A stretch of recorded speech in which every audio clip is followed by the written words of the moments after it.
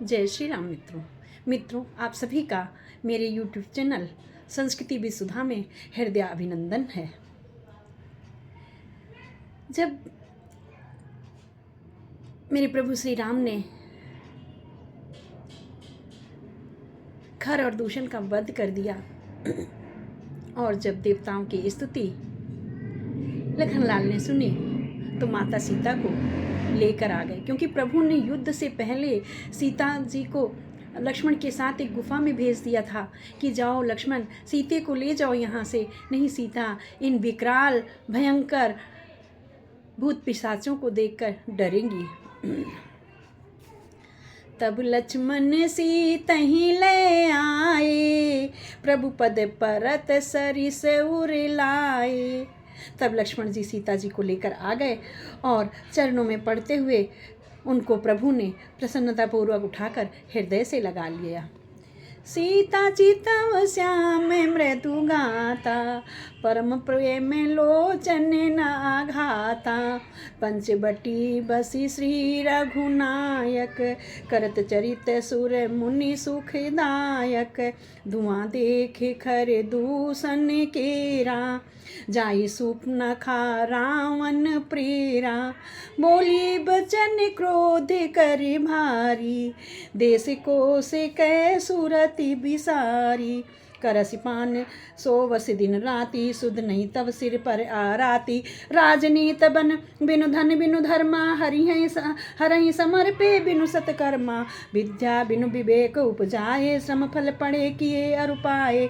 संग त्यजति कुमंत्र ते राजा, मानत ज्ञान पान ते लाजा। अर्थात जब खरदूषण को मरते हुए और उनका धुआं उठते हुए देखा, क्योंकि भगवान ने उनका संस्कार कर दिया और मोक्ष दिया, तो जब सूर्पनखा ने ऐसा देखा तो सूर्पनखा ने जाकर के रावण को बताया और रावण को विविध प्रकार से वो धिक्कारती है। मित्रों, रावण और सूर्पनखा का एक वृत्तांत है।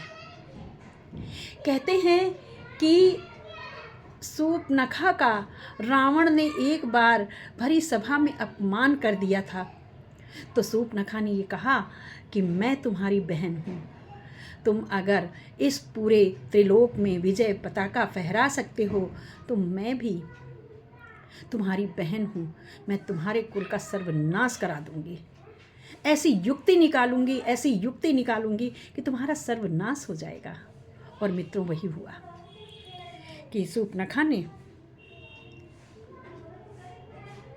इस प्रकार का षड्यंत्र रचा है कि आप सभी को विदित है कि रावण कुल सहित नष्ट हो गया। और वे लोग नष्ट हुए हैं जो रामद्रोही हैं। बाबा गोस्वामी जी कहते हैं, शंकर सहस विष्णु अज होई, सकहि न राख राम कर द्रोही। चाहे शंकर जी हों, चाहे सहस्त्रों फण धारण करने वाले लक्ष्मण जी हों, ब्रह्मा जी हों, अगर कोई राम से द्रोह करता है तो उसे ये सब भी नहीं बचा सकते, चाहे वे उनकी कितनी आराधना कर ले। क्योंकि रावण ब्रह्मदेव को प्रसन्न कर उनसे अर्जित करता था वरदान, और उन्हीं वरदानों के फलस्वरूप उसे 10 शीश प्राप्त हुए थे। मित्रों, हम सभी जानते हैं कि उसके 10 शीश नहीं थे, यह एक मानवीकरण था।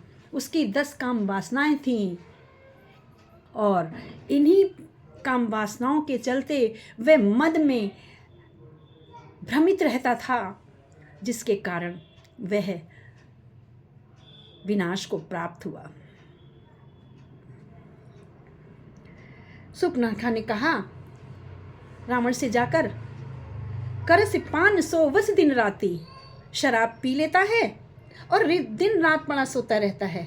तुझे खबर नहीं है कि तेरे सिर पर शत्रु आ गए हैं, और नीति के बिना, राज्य और धर्म के बिना धन प्राप्त कर लेने से, भगवान को समर्पण किए बिना उत्तम कार्य कर लेने से और विवेक उत्पन्न किए बिना विद्या पढ़ने से परिणाम में श्रम ही हाथ लगता है। अर्थात विषयों के संग सन्यासी बुराई से लिप्त, बुरी सलाह से बना हुआ राजा, ज्ञान मदिरा पान से भ्रमित रहने वाला, तुझे लज्जा नहीं आती कि तेरे द्वार पर शत्रु आकर खड़ा हो गया है और तुम मद में मस्त है। प्रीत विनय बिन मद ते गुनी, ना सही बेग नीति असुनी। नम्रता के बिना प्रीति और मद से गुणवान शीघ्र ही नष्ट हो जाता है। अर्थात रावण को अपनी प्रशंसा करवाना ही बहुत अच्छा लगता था। कोई भी व्यक्ति उसके सामने उसका द्रोह नहीं कर सकता था, उसकी अरुचि की बात नहीं बोल सकता था। इसलिए सुपनखा ने कहा है, रिप रुज पावक पाप प्रभु अहि गानीय कर छोट, अस कई विविध विलाप कर लागी रोदन करन। इस प्रकार से शत्रु, रोग, अग्नि, पाप, स्वामी और सर्प को छोटा करके नहीं समझना चाहिए। ऐसा सुपनखा रावण से कह रही है कि किसी को भी, शत्रु को कभी छोटा नहीं जानना चाहिए। चाहे कोई रोग हो, चाहे कोई अग्नि हो, चाहे कोई पाप हो, और चाहे स्वामी हो और सर्प हो, किसी को छोटा नहीं जानना चाहिए। ऐसा कहकर सुपनखा जो है वह विलाप करके रोने लगती है कि देखो भ्राताश्री, मेरी क्या दुर्गति कर दी है, मेरी क्या दुर्गति कर दी है। 2 कुंवर आए हैं और उन्होंने मेरे ऊपर बुरी दृष्टि डाली और मेरी यह दशा कर दी है विरोध करने पर। आइए जानते हैं रावण का सुपनखा की बातों पर सुपनखा की बातों का रावण पर क्या प्रभाव पड़ता है। मित्रों, जानते हैं अपनी अगली वीडियो में। आइए चलते हैं मेरे साथ अगले वीडियो में। जय श्री राम मित्रों, मेरे चैनल को लाइक एंड शेयर अवश्य करें।